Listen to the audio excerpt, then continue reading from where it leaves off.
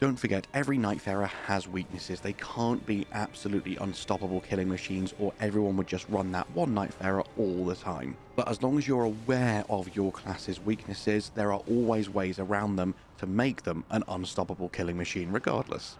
So firstly, even if you find a really good melee weapon for the IRONEYE, 99% of the time it's probably best to just stick with a bow. It's what he's designed for, and he's far more effective at range because his stats align perfectly to make the most out of ranged weapons. Obviously he's good with other dex scaling weapons like some curved swords, but he's most effective with a bow. Firstly, for IRONEYE gameplay tips, you must know the difference between firing at an enemy when locked on versus free aiming, and knowing when to use each of these depending on the situation can be incredibly powerful.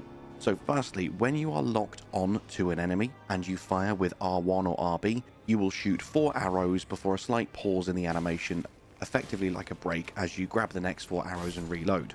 Whereas if you are free aiming and scoped in with L1 before you then start firing with R1, you will just keep firing arrows until you are out of stamina. So you're going to get more DPS this way. However, obviously with more erratic enemies and bosses, you might be missing a few shots, and also your vision's a bit restricted. So more DPS, but less kind of utility and survivability. So know when to use both of these. But there is one more very important reason why you would want to free aim instead of locking on. So there are quite a few skills you can gather throughout the game that will trigger when your character is walking. And these skills are useless for the majority of characters because you don't want to be walking up to a Night Lord. However, with the IRONEYE, if you are locked on and firing, even though you are moving slow, you aren't classed as walking. However, if you're free aiming with L1, you are walking, so you will be permanently triggering these extra effects.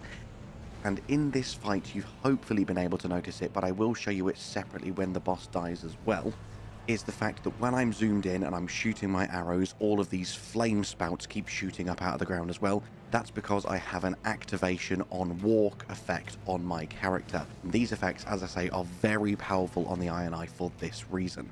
Also, as he is the only ranged focused character who doesn't rely primarily on FP for his damage output, it makes him an absolute godsend for reviving your other teammates. And because of this purpose, it's great if you can find any items that lower his aggro and make enemies less likely to attack him, because ideally if only one member of your team can stay alive, you make it the IRONEYE, so that he can very easily bring your other teammates back from the brink.